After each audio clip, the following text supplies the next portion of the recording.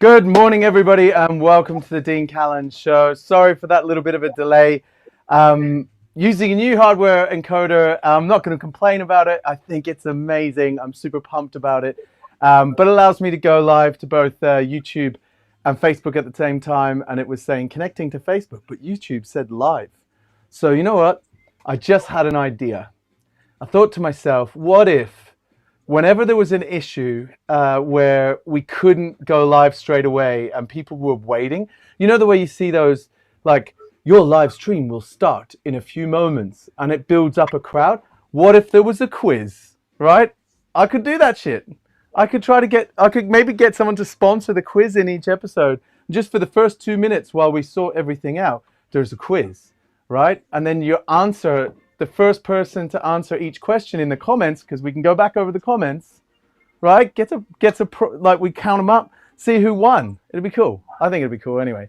Right, so with all new gear, going live with the one and only Danny Dyer. If there was ever an episode not to use new gear on, it would be the Danny Dyer episode, because for anyone that's watched the show in the past, you'll know that every time myself and Danny try to go live, something fails. And just before I come on, the audio was dying on me. So I don't know. And then the video died. So I don't know whether this audio is great. I tested it earlier and it was sounding really good. But, you know, whatever. Right. On today's show, myself and Danny are going to go through and retaste all of those amazing grain whiskies that we've been trying to get through over God knows how many different episodes now. And we decided we're just not going to cut to any other videos. We're not going to mess about trying to be fancy. We are going to taste these whiskies, talk about them, and then with what's left in here, if you say, me too, I want to taste the 5-year-old 72% ABV, I will try to get some little samples sent out to everyone. And when I say try to get little samples sent out to everyone, depending on where you live, I can send you a sample. Okay? Now, I'm not going to make Danny wait any longer. I'll get back to my Guinness in a minute. Let's bring in Danny Dyer. Danny, the moment of truth. How you doing, man? Yes, mate. I'm happy. I can see myself. The camera's working. I can hear you. The video's working. That's it. We can just call it a day and we're finished. Thanks very much, everyone. That's the end of the show, right? Okay, so I can see comments coming through on the YouTube channel. Diogo's on YouTube and said, we're listening to glass clinking. I want to see something. What does this button do? Yes! All right, there's a button I can press and it adds yeah. Oh, look at this, how I comment. Yeah, look, that's people commenting. This is great. All right, anyway. Let's move on, dude. Are we ready to taste everything this time? Yeah, let's not cut to anything. Let's just try and get through these drinks. There's quite a few. Let's not mess about. I'm gonna go to my central camera. Let's not mess about. Right. So you tell me the order that we're gonna taste them, and I'll bring mine up in that order. Right. Let's make it super simple. Right. Have you got any of this stuff left, or have you run out of the New Make? I destroyed that, man. I drank a whole bottle of New Make. I'm sorry. I think we should probably start with the 5-year-old because it's the most crazy ABV wise, right? It's like 72%. So we're going to start with the 72% one, yeah? Yeah. Then let's get on to the still number 4 apps, and then on to the 8-year-old, the 12-year-old, and the 25-year-old. That makes sense in my head. We work our way up. Number 4. So we're starting with the 72.7% 5-year-old. Then the Gervin number 4 apps. And then where are we? The 12-year-old blended? Go to the 8. 8 blended, 12, and then the 25. 12 blended, and then the 25. And guess what I found, man? From a great many moons ago. I found this. It was underneath the bar, right? It's I'll see if I can zoom in on that. Let's see. Where are we? It's a Gervin Patent Still 30-year-old at 41.99% ABV. Random, huh? When did you get that? Ages ago. I think Brian come down to the cabin and was hanging out. Anyway, I'm not sure when it came, but it's been in there for a few years. Right, so where are we? Let's start with the 5-year-old.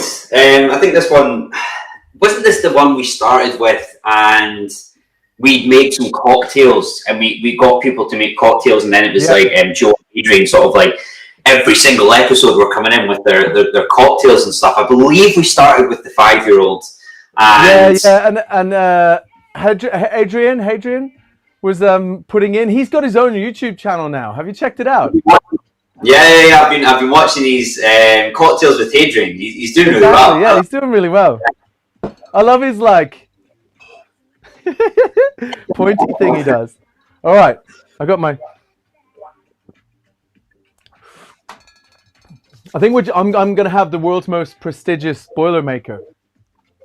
Pint of Guinness with like everything. Right. Yeah, this is how I remember it. It's 72%, which is a lot OBV wise. It's still got that really nice banana note, that creamy note. I think I ended up playing around with some sort of blue curacao and craziness, and then I think one cocktail was milk or oat milk or something, if I remember right. Yeah, yep.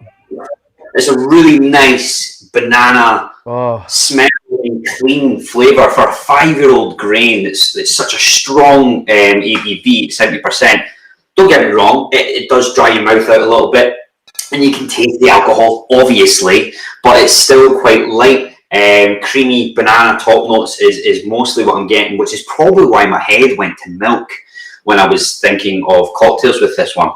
But it's still good. It's great. I went like a hint of anise off it. I think I went like Morning Glory Fizz type thing with it. It smells epic. So if you're watching at home and you want to taste this, and you're in the UK ideally, let me know and I'll decant some into a little small bottle. I'll mark it and I'll try to post it out to you. That gets me. How are you getting on with Brexit? If you're going to start sending some of these samples out, is it just a total no-go with Brexit? Honestly, I was going to post some of these out earlier, and like I've been trying to post things, and I've missed the DPD man. You know, like we will be at your house between 8 a.m. and 5 p.m. It's like, oh, thanks, man. You know, and at 4 p.m. I need to go pick up my son, and then I drive to get my son, and when I come back, I've missed the guy. You know. It's like, oh, I sat at home all day, and then you came when I actually had one thing that I had to leave the house for. Sorry, I missed that. Oh, and now Siri's telling me off for flag and DPD. They're always listening. Did you hear that? Did you hear that? Yeah, my God, I've got one of those things, and I'll be sitting on a Zoom call or a Teams call or something, and I don't say the G word anymore, because as soon as I say it, the Nest starts talking to me and it'll put my TV on and stuff. So I don't say the search word, the G search word. Do you have to program your voice in there? It doesn't. Do you know? It actually understands me quite well. Oh, really? Because I was thinking you have to like it says the English word for things like Google, and you go Google, you know, and like I can't do a Scottish accent, obviously. But I was thinking, I'm picturing you having to, you know, it says words that Scottish people might struggle with, and you pronounce it, and it goes, all right, that's what that one that sounds like that when he says it, you know? It's perfect. It's absolutely perfect. Understands me almost too well, you Ooh, know. So that's oh, scary. it's quite weird. And this with water is brilliant, by the way. Yeah, I And the might reason give I it a little. like it so Honestly, much that's is so nice. There's something it's to a be said for well, not just cask strength whiskies, but slightly younger stuff. Like that's got a little bit more of that like cooked cereal note. Do you, of course, you remember, young was seen as bad not too long ago, right? Young was bad. Like when you went to get a whiskey, it had to be old. And grain's always had that. Grain is bad, young is bad. I think Scotch Malt Whisky Society have done a great job at introducing young whiskies and showing people that young isn't bad. I don't think many, maybe Compass Works and things, have done some great stuff with grain whiskies and shown us that grain doesn't have to be bad as well. But this Mm, is a 5-year-old grain whiskey, and it's so easy to drink. A yeah. touch of water, don't get me wrong, brings down that ABV, but as you said, it's aniseedy, a little bit of banana, it's quite light, and it works so well in cocktails. And it just kind of changes your mind. You're so used to odour and malt, and it's why I like doing this. Like when we talk through these grains, especially with Girvan grain, like how light and easy it is to drink. I think right. This is spectacular. I think it's delicious. Would you say for the people at home watching that there's a whiskey that you can think of that might taste similar to that? Like what? How would you get something that tastes like that without having access to Brian Kinsman's, warehouse? If that makes sense. Like every whiskey's different. I think what makes Girvan grain stand out is the fact of its distillation process, right? And it's Yeah. Ryan's amazing. The guy's incredibly humble, and his knowledge is just unreal. And when we got to try these samples, and he was telling me about these samples, like I've always been a big fan of grain, but Girvan grain just seems to kind of stand above the rest of the grains. And obviously, I work for them, but that is my honest opinion when it comes to Yeah. Girvan grain. And I think it is the distillation process and how the fact that we're basically keeping it all inside. He has this beautiful analogy when he talks about it, and obviously we'll go on to the patent still number 4 and stuff. When he says making grain like cooking food in a pot on a stove. When other grain whiskies do it, it's a high heat. They've put loads of ingredients in. Sometimes it gets a bit boiling over. You've burnt some of your ingredients. But when we do it, it's at a low simmering heat. We put the lid on and we lose nothing. We don't burn anything away. And it kind of is true, when you look at how we're making our grain compared to others, we don't lose anything. And that's why you can have stuff that's sitting at 70+%, but still tastes quite light, and you're getting all the flavours in there. And it's such a great thing to have, like Irvine Still. And I missed it. I've not been there for about a year now. And I'm looking forward to being able to go back and Yeah. go in. How's that treating you, man? A global brand ambassador can't visit his own distillery. It's weird. Look, man, everyone's going through crap right now, and I always feel bad when I'm like, oh, woe is me, I'm feeling a bit rubbish being inside. But it's true, I really miss the people that work there as well. They're mental Scottish people like myself, and going up into the offices and just having a bit of banter and seeing the people going round. Like, you could go and see Brian, who's blending this stuff together, and then you go out the door and you see Peter, who's the guy who makes our barrels, and then 2 minutes you go up there into the still room and you're seeing Michael, the guy who's making it. So in the course of like 5 minutes, I've seen the whole process. The person who's made it, the person who's making those barrels, then the person who's blending it all together. Sometimes you're just like, that's mental, So And you're the person out marketing it. I just go about and talk about it, which I enjoy anyway. So I'm like, this is easy. And they're so down to earth, everyone that's there, just chatting away. And I'm like, man, it's surreal sometimes to think what my job is. And yeah, it's weird not being there, but hopefully soon I'll be able to go back and see the people there and spend a few days there, and if I'm allowed with all this stuff going on. So I'm going to try to accentuate some of that anise note by making a Sazerac style drink with this. I'm going to put it in. Jump on to the next. Next Frost cigar. So, do we want to get on to the second one, the 42% Gervin Still number 4 apps? Yeah. Now, the number 4 apps, remind me, what's the difference between that and the patent still? The patent still's under vacuum, and the number 4 is... It's essentially a slightly smaller version. Number 4, it's going to give you a different grain whiskey than the number 6 apps. So we can produce different styles of grain whiskey, essentially, which is perfect if you're looking for different styles in our Grants, our Triple Wood Smoky, 12, 18 cask editions and things. So number 6 will essentially give you it's going to give you an incredibly light top notes of banana. This one should be a little bit heavier, a little bit more oily, which one, it's 42%, right? So it's a lot less ABV on the nose already. It's got a little bit more, what's the word? It's not like a thick dirtiness. It just feels heavier and oilier on the nose than that first one that we had. It smells like it's got more legs, like. Yeah, it's just thicker. It feels heavier. If you were, if you were tasting it in a blind tasting and you knows that, you'd get to this and then start to think that this is a malt because it's got more of that kind of heaviness to it.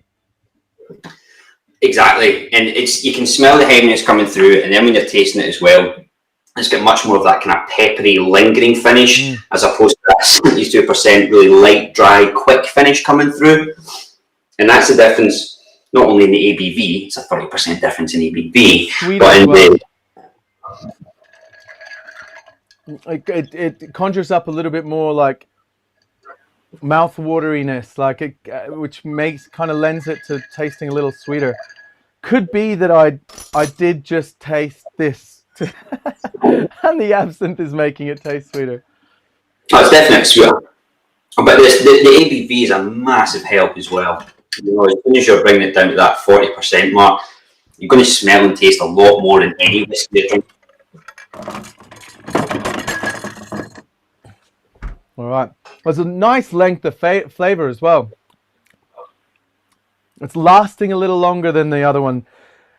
It's hard to compare two different whiskeys, one at 72.7%, one at 42% though, isn't it, really? Like is that even a fair comparison? It's unfair. The thing is, with that first one, I added quite a bit of water to it, but it was still lighter. I just added quite a bit of water. It's still got that heavy oiliness. Of course, it's going to be lighter when you've watered it down. But comparing a 72% to a 42% it doesn't really work. Okay, so for if there is anyone watching, I can't see if anyone's watching now. Like the last comment was quite a while ago, but if there is anyone watching, the Sazerac twist that I just made, I don't have a lemon twist to put in it, and I realized that towards the end of making it. But I put a dash of sugar syrup, which was 60 bricks, really thick sugar syrup, so a double sugar syrup. 3 dashes of Peychaud, 2 of Angostura, because I really want the bitterness to come through. There's very little astringency in this. You don't get loads of like overbearing cask flavor. I put a full 50 ml, but it's 50 ml at 72%. So it'd be the same as like 75 ml at 40%. I'm not doing the math there properly, which meant it got a lot more stirring down. I washed out the mixing glass with absinthe, and then at the end, because I wanted some of that lemony citrusy note, and I knew I didn't have lemon, but I did have fresh yuzu, I've just dipped the back of the bar spoon into the yuzu and then dropped it into the Sazerac twist. I'm not going to call it a Sazerac, it's a Sazerac style cocktail. I'd name it something else. And that's given it like a bright floral citrus note that you would normally get from the oil. It smells a bit like yuzu and absinthe. Went out and got drunk on whiskey. It's really good. I think this is better than the first cocktails I made. Right, so sorry to do that. I just figured I'd explain what I was doing while you were chatting. I'm impressed you can do that. We're chatting away. What's that? I I'm impressed you put all those things in there while we were chatting away. I didn't even notice half of the ingredients you put in that. Well, eagle-eyed people might have noticed, like bartendery type super geeks.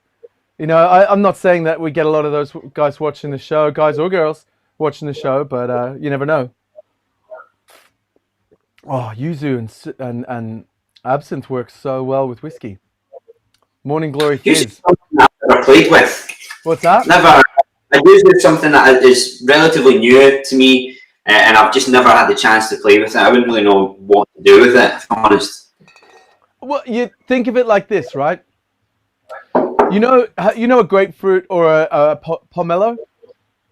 Yeah. You know the way they're like a kind of off there, more floral, sort of kind of more, almost bittery note.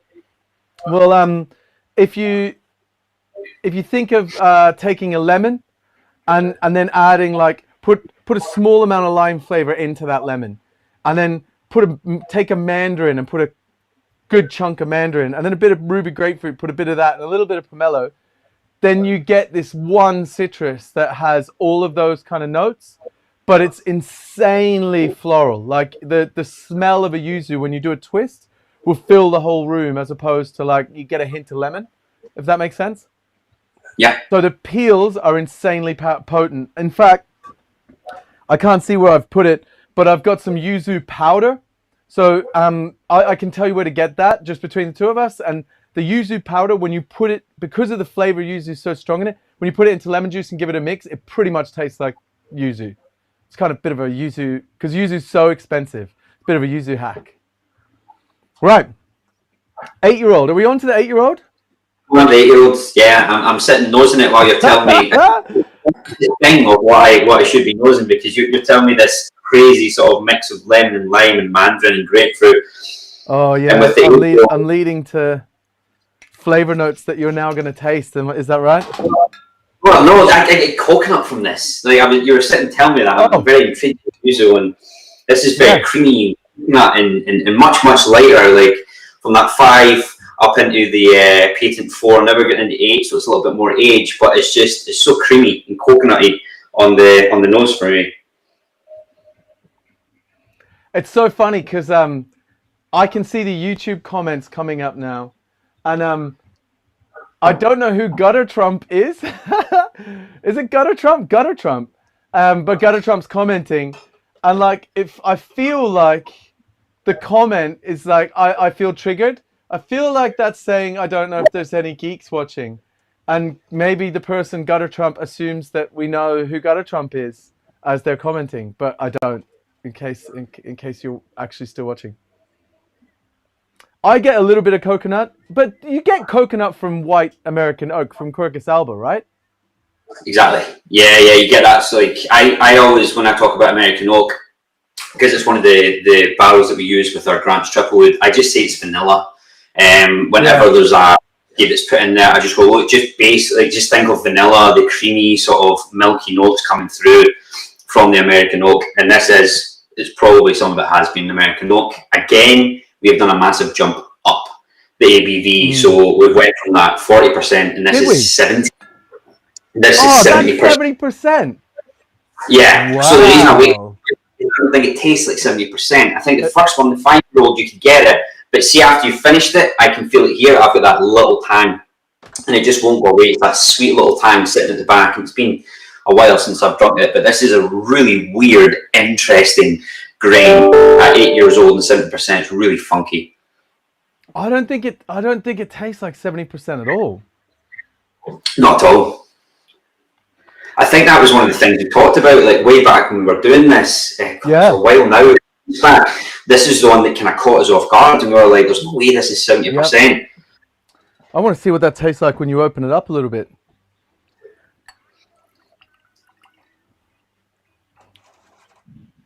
But I think it's really interesting. Obviously, ABV is a massive part to play, but we've only went from an age of 5 to 8 years, and we get 3 completely different styles.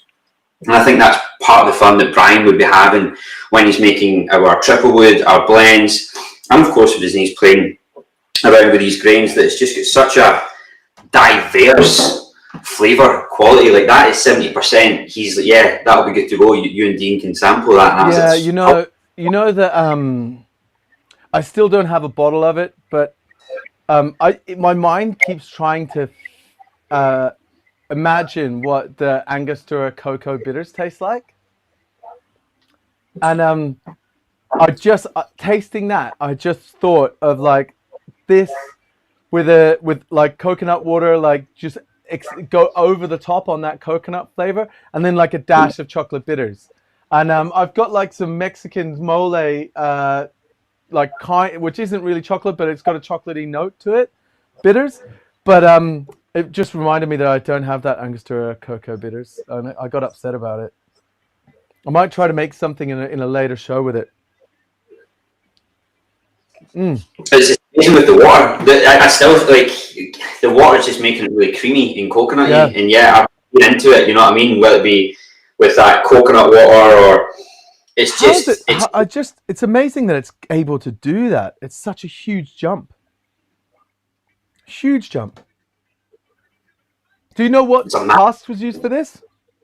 Can you hear me? It would be American oak. I think there was some bourbon in there as well because this is one of the ones that he's blended. But I think you might have said when we had that chat way back when we first got them. Myself and Brian had a good chat on Teams. I think that's what you were trying to show last time when this all sort of broke. The stream broke when I had a bit of a crazy beard and horrible hair going on, and we'd had a sort of chat about each one, about why he picked it and what he used. And this along with the 12-year-old were both blends of different casks that he'd used. So there's almost definitely American oak, but I think some first or something in there as well. But it's just so creamy. As much as I made those videos, I am trying to get through this feed, right? We can pick back up again later. I'm trying to get through this feed without playing the videos. I really want to play the videos, but just in the interest of it not dying on us like it has in the past. Like, honestly, I thought you were going to never speak to me again that last time. Yeah. Dean is fun. I like doing this. I don't get to see many people. It's lockdown. I go for my one walk a day, and it's always nice to sort of. It feels like you're having a drink at a bar, especially because yours looks like a bar, and they were both sort of stand up, having a bit of banter and geeking out a little bit on whiskey. Is always fun. And do you know what? At the end of the day, shit happens, right? Things break. Yeah. It's cool. And I think everyone who watches it and sees what you do, they get it. I mean, it's a bit weird. Every other time I've watched, it seems to go so smoothly. So I do feel there's a gremlin in the works when it comes to us two jumping on here. Yeah. And today I done a lot of prep, and it was all sorted. Everything was working. I was really happy. And then, when we actually went to go live, it wouldn't connect to Facebook. And as you know, so for anyone watching, myself and Danny got on, had a chat like, hey, we're back in. He can hear me. I can see him. He can see me. Everything's fine. And then for no reason, the video just cut out. And Danny's like, I can hear you, but I can't see you. And I couldn't get the video back on. I had to unplug everything and plug it all back in again. Yeah. And I still don't know. What happened. Anyway, it's working now. Right. So I like that. I think the 8-year-old's my favorite at the moment. Am I getting fancy just like in the older one though? It's the 25 and the 8, right? The 25 knocks it out of the park. But did we actually taste the 25 last time? Do you think? Did we just rush taste it because the feed was cutting out? I think it was pretty. I don't know if I was in Sweden when we done the 25-year-old. I might have been. Yeah. The last time you were overseas. Yeah, I think I was in Sweden when we were doing that. I think when you were allowed people in the shed as well. And it might have been when you had a few people over as well, if I remember right. But it's been so long since we've tried it. Oh, but, yeah. I think maybe the one where we had people was the 12. Was that the 12? Yeah, I'm pretty sure it was. Or maybe it was the 8. Because look, the 8's the one that's missing the most. So if there was ever a time when we had, apart from that one, what did I do to that? Yeah, I'd say that's the one. Well, you know what? It's really funny, but I make these videos and then never watch them. Like once they're up in the cloud, it's like, you know what? We had our chance. It was a live feed. It's up there. If someone watches it and enjoys it, cool. I'll respond to a question, but otherwise, it's done now. Right. So 12. This is good. This is very good. So we're dropping down again. Not too much. It is 62%. If you hadn't told me that, I would say this is a 45 maybe percent alcohol. It's sweet. It's got a bit of spice. It's like a single malt. I would mistake this for a single malt. It's got that bourbony note, that candied sweets at the back. At 12 years, this is just awesome. This is a really, really nice grain. And it's much, much less on that coconut creamy side. We're getting more into the bourbon flavors. It's that sweety, fruity spice coming through. Solid. Really, really solid grain. Yeah, you can see the wood kicking in now. Yeah. This tasting is phenomenal. It's actually really interesting. Like, if you're watching this, particularly if you live in the UK, more so if you live in London, more so if you live in Southeast London near Peckham, right? Let me know, because I'll package these up and send them to you so you can do a little tasting yourself, right? Because I wanted to share this with as many people as possible. Yeah, and similarly to anyone who's up Scotland way, if you're in Edinburgh, I can literally pack these up and walk them to you. But if you're in Glasgow or you have to go up the northeast, which is so are you able to give them to a couple of people in Edinburgh? Oh yeah, 100%. I've got enough to several packs. If I give a few of these a set of these to some people in London, right? And you give them to some people in Edinburgh, can we have like all the people jump on a Zoom, and I'll see if I can host like outside of the normal show on a Wednesday or something. We can just and then everyone can have a drink and all just chat to each other. Does that sound good? Yeah, this is why I want people to chat about grain, and especially Girvan grain, and how amazing it is. Because when you do it like this, it is pretty mind blowing. Like going from that 5-year-old to the 12-year-old, the difference you get.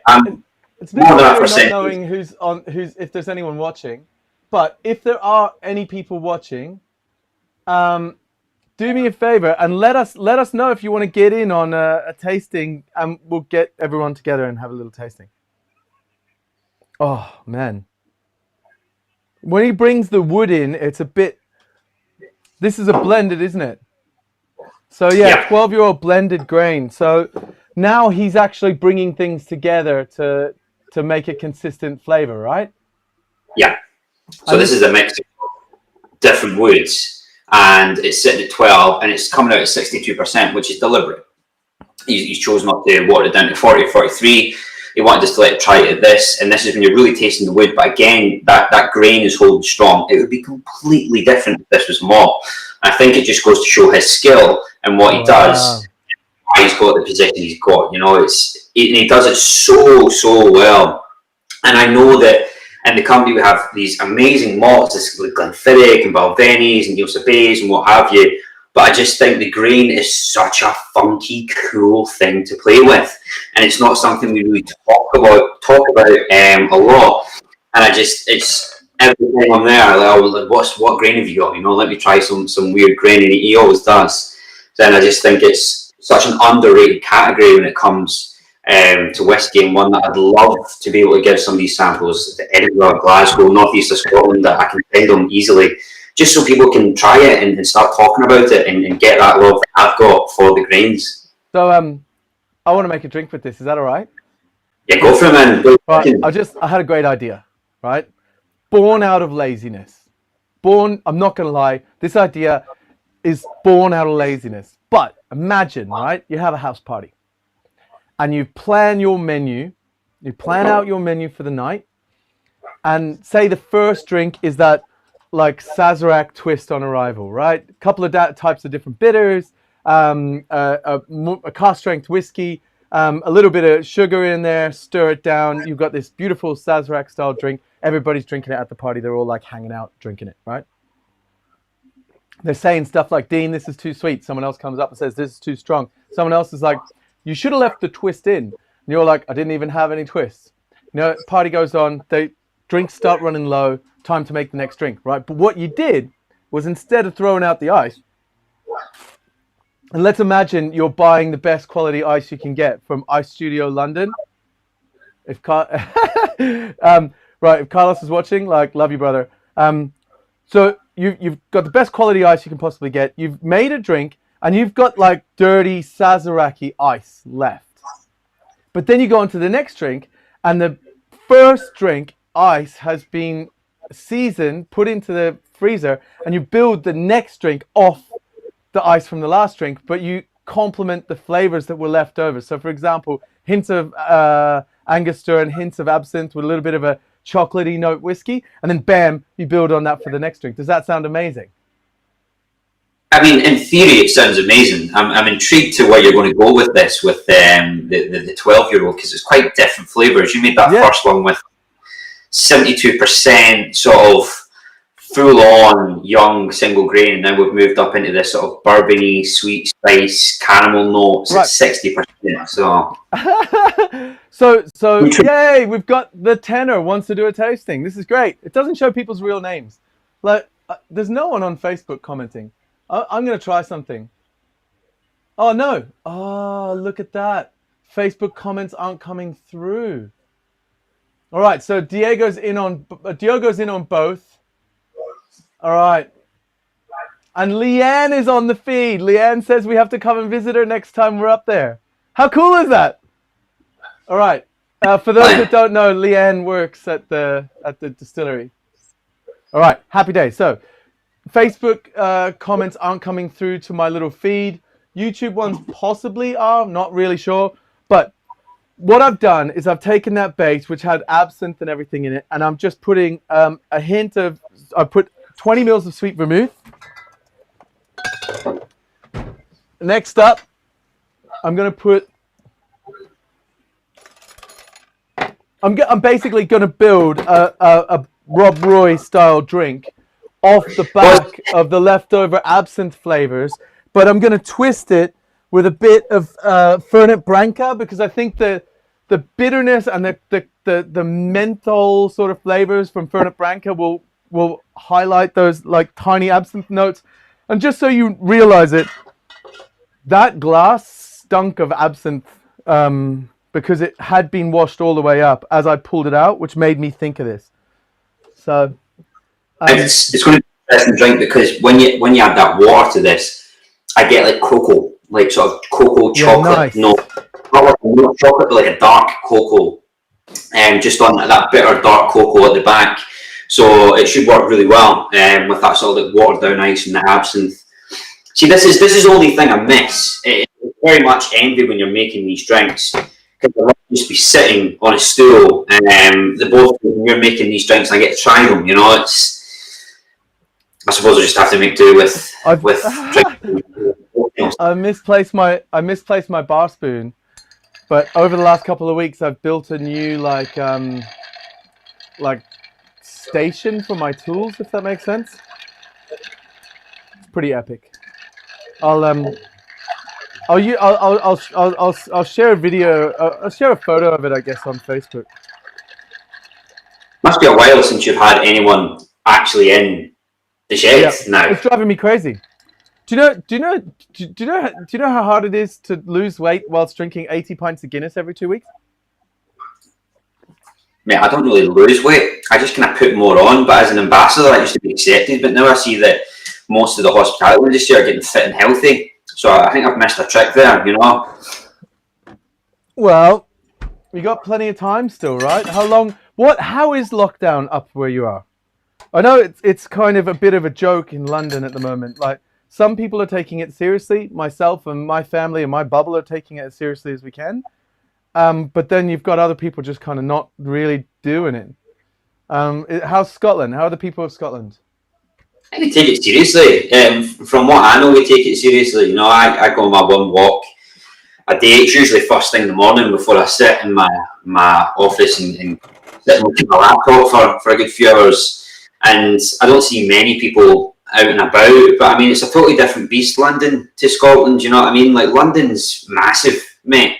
And I stay in Edinburgh, which is it's smaller than Glasgow and that, and I think we're taking it pretty seriously. Yeah. You know, because we comes out and Scottish we people are a bit more adult, you know? I think English people can act like children sometimes. No offense, English people, but I mean... Everyone can. It's just, as I said, it's hard to try and control something like London when it's just so big. You know, it's... London can be the best and the worst at the same time, you know, because it has such amazing, cool stuff in it if you know the people and you know what you're doing. But otherwise, it's just quite a big monster of a place. So, yeah, how was that drink? That looks like an approving up to the sky. I honestly, the whole idea of this show was to have, especially going live, I was like, man, live would be amazing. But when I first started trying to figure out how to do live, it was too hard. Was way too hard. It turns out it's just really expensive. But when you're able to come back down and sit there and we make drinks, then I can give them to you and you can taste them and be like, actually, Dean, not throwing out that ice was a good idea. You know? Instead of just me patting myself on the back, which it doesn't feel quite the same, you know? I think it's always difficult, like... The whole concept of what we're doing is we're sitting drinking things that obviously us two can taste, and so we can get a bit of back and forth with it, but no one else gets to drink it and try it. And that's why I think it's really vital that the people that are watching get to try this, and we can all jump on a tasting together. That's the whole point of drinking whiskey. It's why I love it. It's stories and banter and having a laugh, and it's fine us two drinking it, but if you're tuning in and watching, you must just be like, a tasting note can only take me so far. I want to try one. You know? How much info am I getting? Like, it needs to either be entertaining. Well, how do we make it entertaining? We should do something entertaining. Do you have entertaining things? Can you tell jokes? Mate, I have no idea what entertaining is. I think entertaining changes every single day. You know, like, what is funny on your phone is boring the next day. So that's what I'm saying. I think you just play to your strengths, and we know about alcohol and we have fun talking about it. So I think if you do that, find your niche, and you'll find the people that like the banter and can cope with it. And the fact that you have so many different guests on as well is a massive help, because it's everyone from everywhere. So I think that helps keeping the show alive and different and energetic, you know. Speaking of which, I need to get more Scottish people on the show. I think this month I've got a couple of Scottish people. Like, I've got Gemma on next. Is Gemma on next? Yeah, Gemma. You know Gemma, right? Thanks. I love Gemma. Gemma's amazing. Yeah, she's amazing. So Gemma's on next. And then I've got Chris, who's Irish. And then I've got Andrea, who's English. Right? So it's kind of like it's all over this side of the world, if that makes sense. So then the next month I'm going to try to spread it out a little bit more. But I haven't really planned out who the guests are. I just kind of go with what I feel like at the minute, if that makes sense. But yeah, I'm thinking of doing a few more episodes next month, like more than one a week, because it's a new season, isn't it? Is that how the seasons work? I don't know how seasons work. You tell me. This is your show. You can make every episode a new season. It's totally up to you. No, I mean, like, isn't March the start of spring? Mate, it's lockdown. I think you should go by when lockdown and stuff comes up. No. Originally, I was calling it cabin fever, and I don't want to do lockdown stuff. Like, do you know what you don't see in the news? Positive stuff. Like, Never. You just don't see any positive stuff anymore. Like, we need some good news every now and then. And some people are doing amazing things in our industry, and it's just not getting out. You know, you don't hear about it. Yeah, there's a lot of people doing great things. There's a lot of bars that have managed to get through this, and they're doing. They were doing takeaway cocktails and stuff. They were told no to that, and now they're pairing up with food companies and doing food. We've got the Scotch Broth up here, who's delivering food to the hospitality. They've been doing an amazing job, partnering with different restaurants and giving food to all the people in hospitality who are still waiting in furlough, just waiting to come back. Do we not? There's amazing things that people are doing, because the hospitality industry is built on great people who are very energetic and know how to pivot, right? That word again, but it's true. They know how to get through this. They're very strong people, and there's a lot of great stuff. But news tends to be negative. You know, we don't really get happy news. But there's I think it'd be a good shout for you to interview some of the people that are still running their businesses and how they've changed and what they've went through, because some of their stories. That's the plan. Amazing. I'll definitely do more of that. I think that's the plan going forward. Try to speak to as many people as possible, because if you'd come up with an idea that was relevant in your area, and you share it, and someone else watches it and it's relevant to them, and they hadn't thought of that, and it works for them, it can keep people afloat. That networking is what we're supposed to be doing. You know, that's how we're going to keep going. All right. Exactly. Can we move on to the 25? Yeah. I've already got the glass. I've just been sitting smelling it for the past few minutes. Damn it! How can you're always ahead? Do you know I can't see you? So normally back in the day, before the update to the cabin, I'd be looking at you, and above you would be a screen where I can see myself and you, and I'm talking to you. But with the breakdown of the last thing, and I unplugged everything, and then I rewired it, I now can't see anything. I'm speaking just to an empty cabin. That's quite good, right? Because when I do some of the videos, like the 60-second cocktails and stuff, it's really hard to keep your energy high when you're talking to a lens or something. But when you have someone there, it's you get that sort of back and forth. You'll need to set it up so you can see people, because I've been doing amazing acrobatics throughout this whole tasting. I was wondering why you went. Oh yeah, I've been doing like headstands. I can, if I look over there, I can see you. Okay. That was earlier. I was doing that. That's the comments didn't say anything. I thought you were doing like a Hamburglar impression. You know, from McDonald's. Yeah, as soon as it's sorted.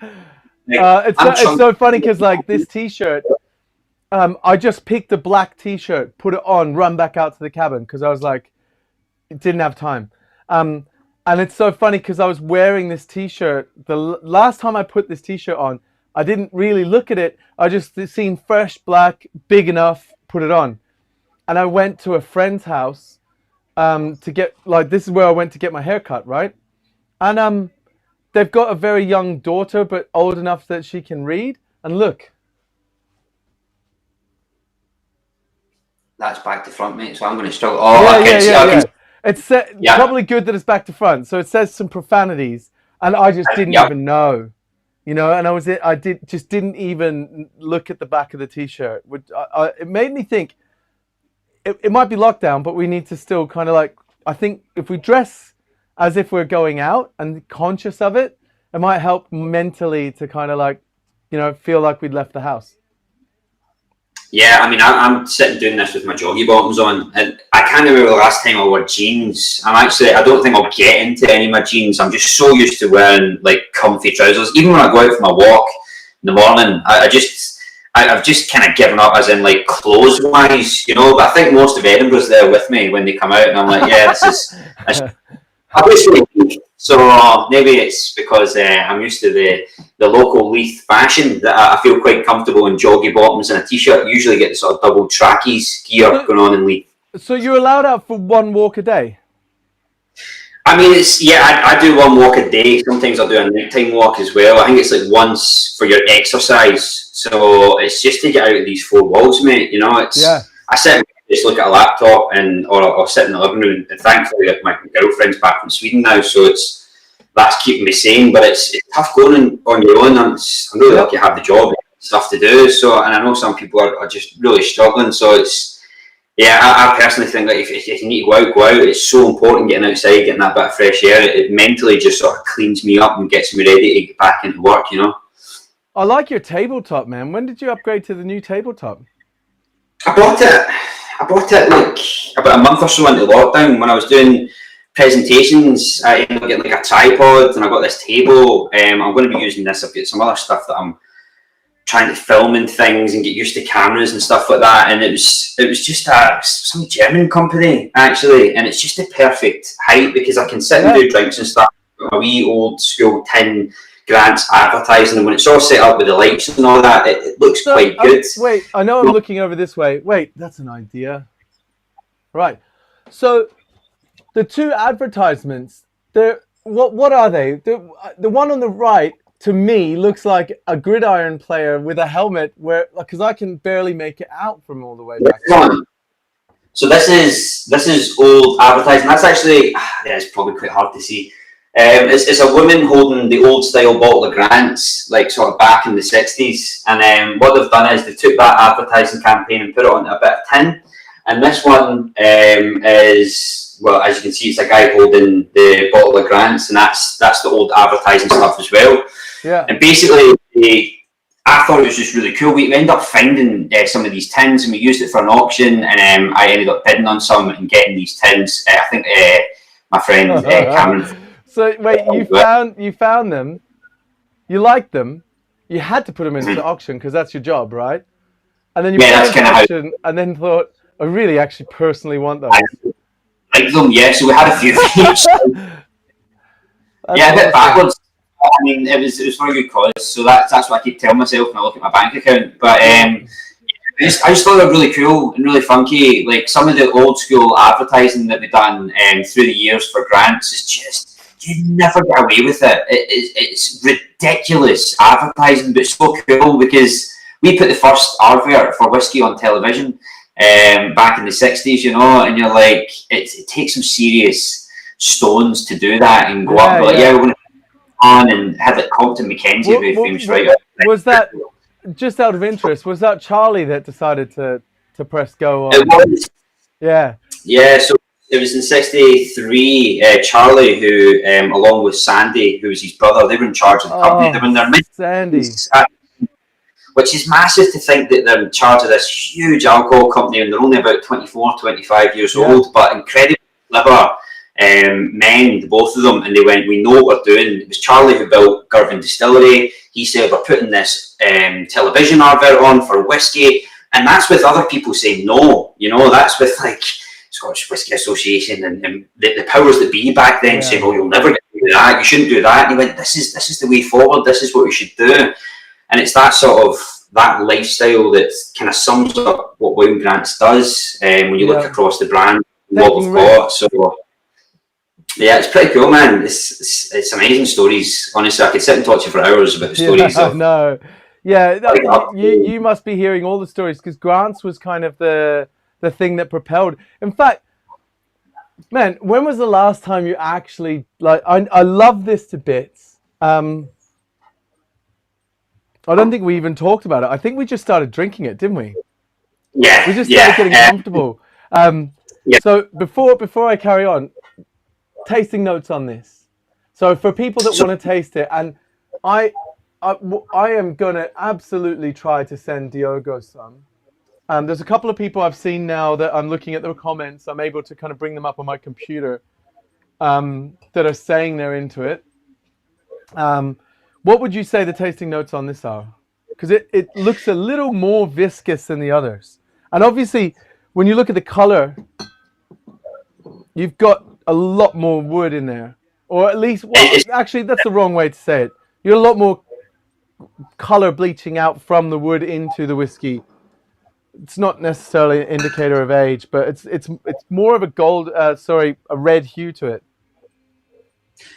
Yeah, this is a hard one, right? Because we've just went from that 12-year-old 62%, we're jumping 13 years on, a 25-year-old, and it's 42%. So it's really hard to compare the two. I think when you first drink it, you're like, oh, I was expecting more, right? We just had that 12-year-old, it was so powerful. But as it sits in there, it's a much, much longer finish. It's the sweet, the fruit, the cocoa. It's really creamy and oily. This is just beautiful to me. You could just sit and sip it. I've not added any water. I will. But I love just sitting, smelling and sipping on this whiskey. It's such a solid grain whiskey. And it's, a few years back, I used to always say to people, when you're getting into grain whiskies, as soon as you hit 15, 20 and above, they really come into their own. And I still can agree with that with a lot of grain whiskies I try. I mean, that 15, 20 years and over, it's night and day. But this is just such a smooth, easy drinking whiskey. It's a really complete grain, and it makes total sense coming from that 5-year-old all the way through into the 25-year-old. And I know 20 years is a big jump, right? Obviously, but it's amazing to come to the end of it and be like, wow, they're all great in their own right, but this is just such a nice it's got this kind of like, it's got this burnt burnt brown sugar smell with an underlying creaminess that makes me think of creme brulee. Creme brulee is a great tasting note, yeah. But And it does it's got that. an astringency that you would get from like the sugar that's been burnt on the top, but it's got this creamy vanilla sort of flavor underneath it.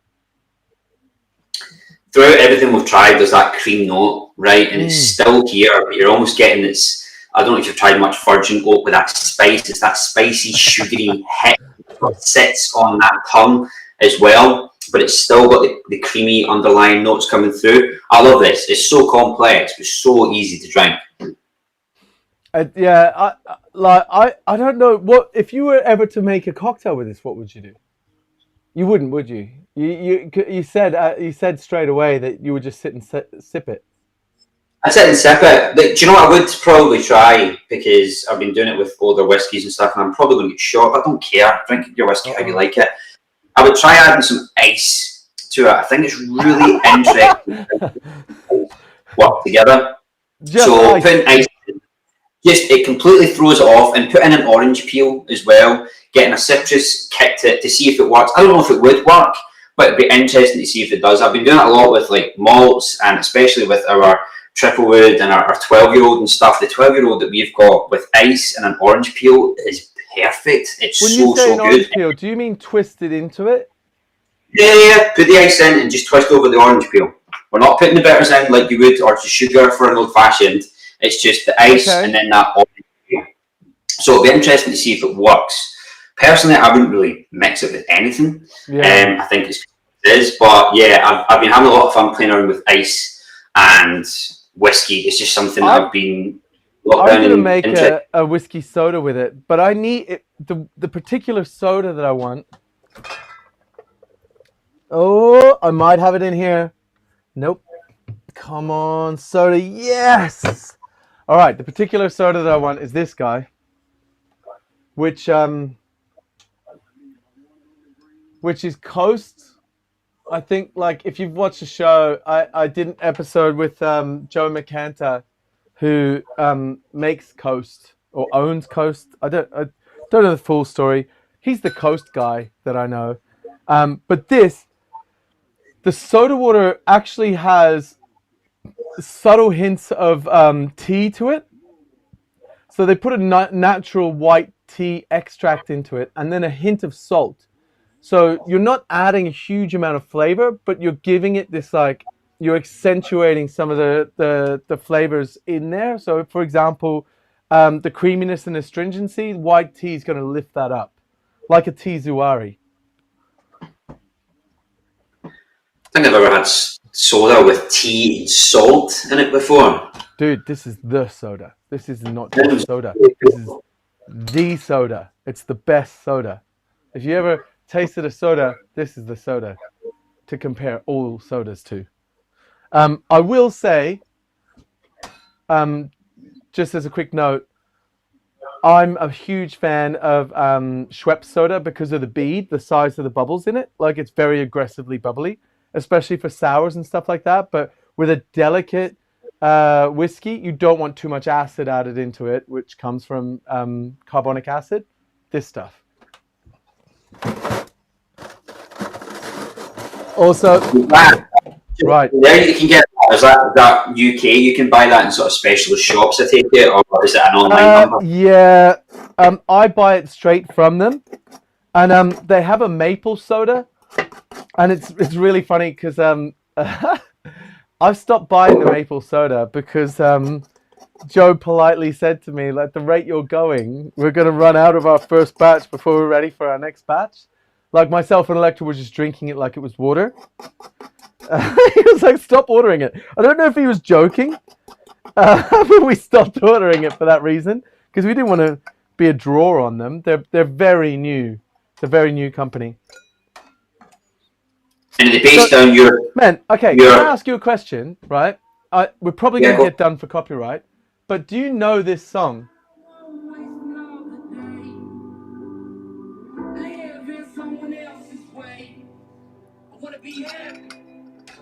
I don't think I do, mate.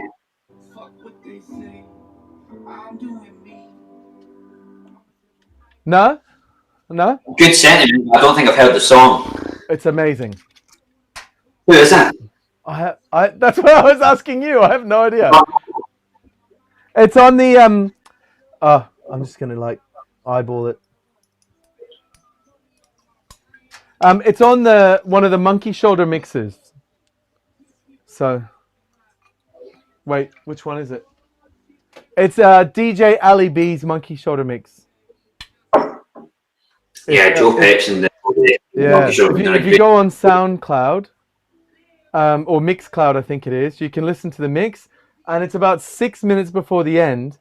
But it says like, you know, the guy's like talking about his life, and he's talking about his mum asks him, "But Mike, don't you want to meet somebody?" And he's like, "No, I want to meet everybody." You know, and he's just the way he talks. I like it. I quite like it. It's especially inspirational when you're not allowed to leave the house. Yeah.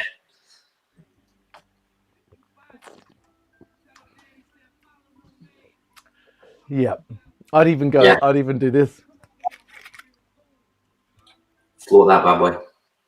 Yeah. So it's gonna like marry in. Yeah, it's pretty badass. You'll have to come down here when you're next in London, and everything's unlocked. Even if it's unlocked to the point, I've figured it out, so that someone can sit there and they're 2 meters away from me, and then we can do it. It'll be great. Yeah, when traveling things are allowed and people have got vaccines and feeling better and stuff, yeah, definitely. So good. Oh my god. Yeah, who would have thought of just a whiskey and soda? Just Whiskey and soda. Getting into my whiskey and sodas as well. I don't know what it is. It's whiskey and soda's just a great drink. So quick couple of questions, if you don't mind, to wrap it up. So it's been easily an hour now. Yeah. More than an hour of your time with the like hanging around and being like, Dean, what's going on? I was trying to sort audio. So what is the first thing that when everything's unlocked, like imagine, I know it's not going to work out like this. I know it's not going to be COVID's been defeated, everyone go back to life as usual, right? It'll be a new normal. But what's the first thing that when you're allowed to do it the way you used to be able to do it, just go back to it, that you really want to do? Like, what is it that you want to get back to the most? As in job wise, I'd love to start traveling again. Not job wise, no, just personal. Just Like my family, mate. I've not I saw my mum and my mum's she had some health problems and stuff, so she's quite high in the COVID risk thing. And I saw her for a day during Christmas. It was going to be more than a few days, obviously, but then Boris came out with the rules cancelling Christmas and stuff. You know, the big Grinch. So I saw him for a day. I saw my dad for a day, mum for a day. Haven't seen my brother in about 7 months. I'm a big family guy. I'm a big mummy's boy and stuff. So wow. Up north, middle of nowhere, and spend some time with my family, mate. Yeah. Yeah. Well, I hope that happens sooner rather than later, man.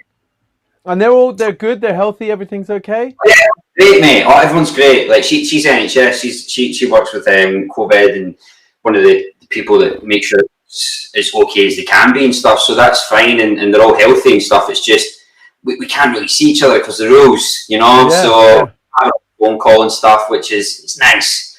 But it'd be good just to. That's my plan. When we're allowed to do. So it's going to take a few days. She stays up in the middle of nowhere with my dad. So just peace out and just be in the Very countryside. nice. You know. I can imagine that's got to be tough.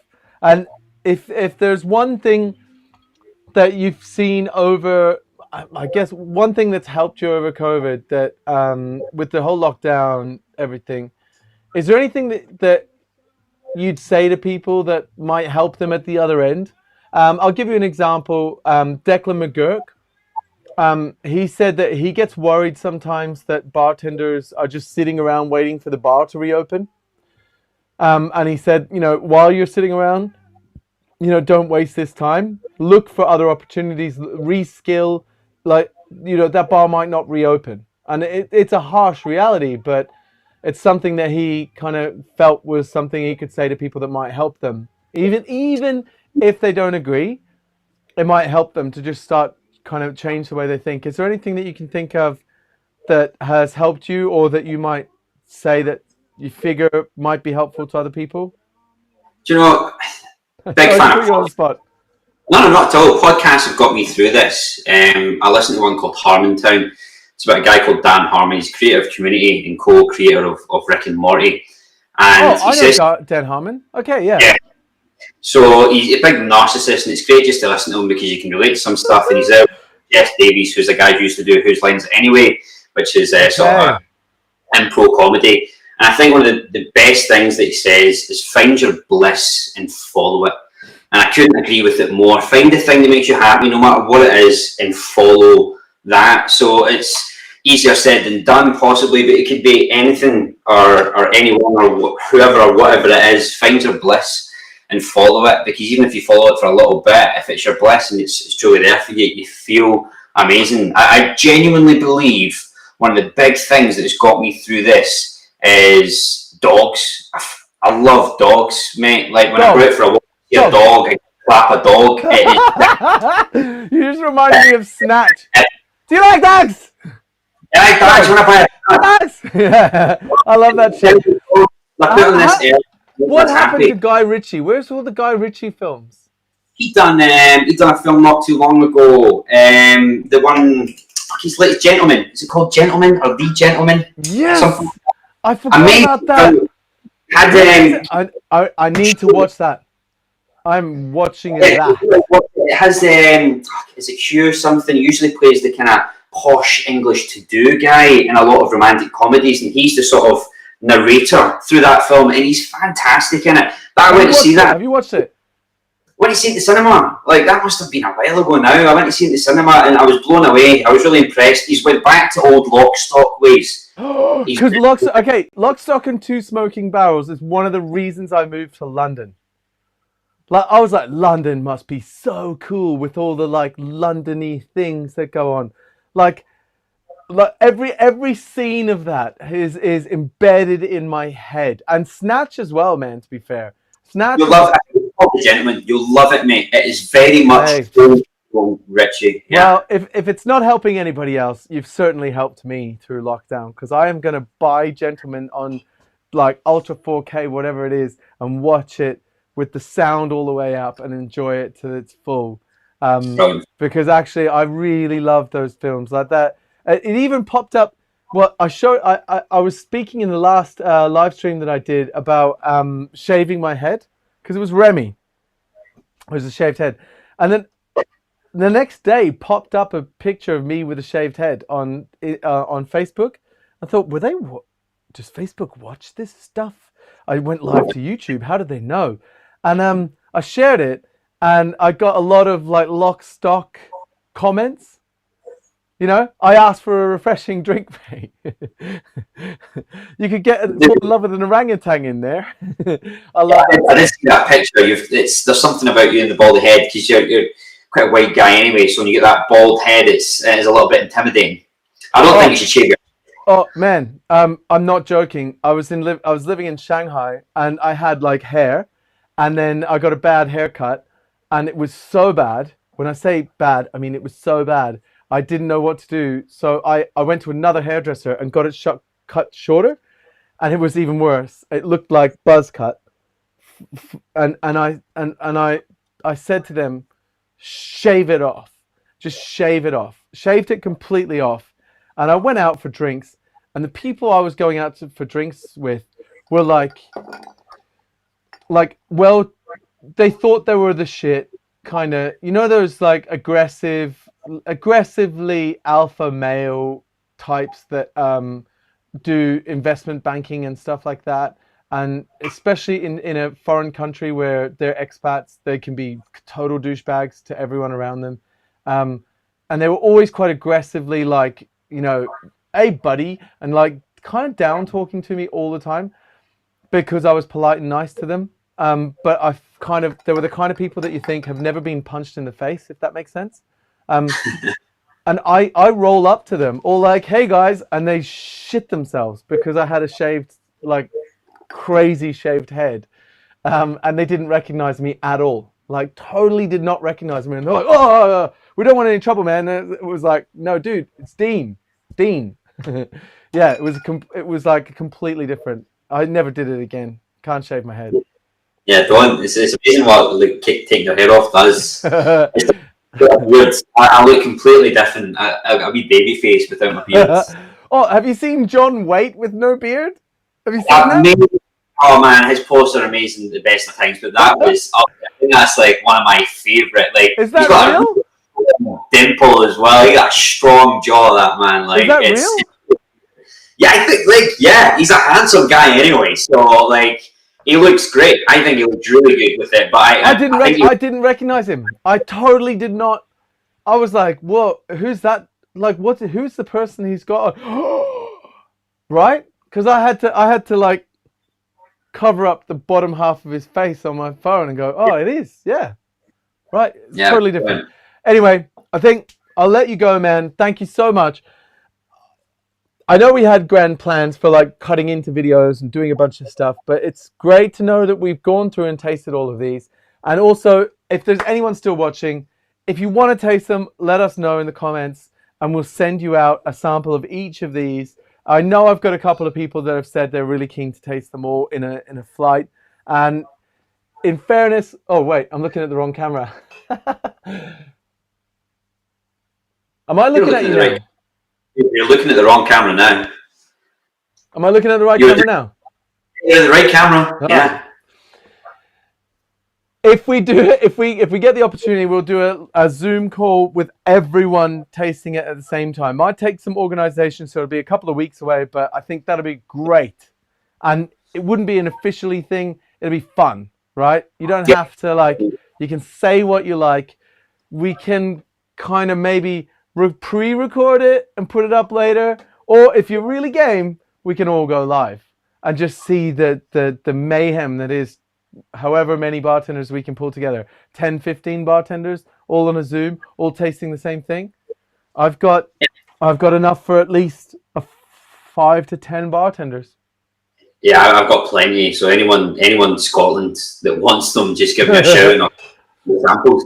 Amazing. Awesome, man. Thank you so much. It's been an absolute pleasure having you on the show without any whatever the issues are. Obviously, the issues are human error now. The internet's worked, the cameras have worked, the audio's worked. I'm super pleased we got through that. Yeah, cheers, man. Thank you very much. It's been awesome. Yeah. Until next time. Take it easy, buddy. Have a good one. I will do. Boom. Right. Thank you for tuning in if you're still watching. And, you know, like, subscribe, do all those sort of things. I've got to say those things now to try to, I don't know, build it or build an audience. I don't know if I need to. Anyway, speaking to avoid now. If you do, don't be shy. You don't have to comment on the comment thing. Try to send me a private message if you want to taste these, but not be on the live feed. Because I know it's not really fair to demand that you be part of the show if you're getting to taste it. You should be able to taste it and watch the show. So in fairness, if you want to taste of these, you don't have to sign in and be on the camera when everyone else is doing it. Just let us know if you want to taste them. We'll send them to you. And then you can watch, taste for yourself and be like, that guy's full of shit. You know, make a decision for yourself as to whether or not these people that are on the feed are making good calls on what they're tasting, what they're nosing. Yeah, and have a nice night. Cheers.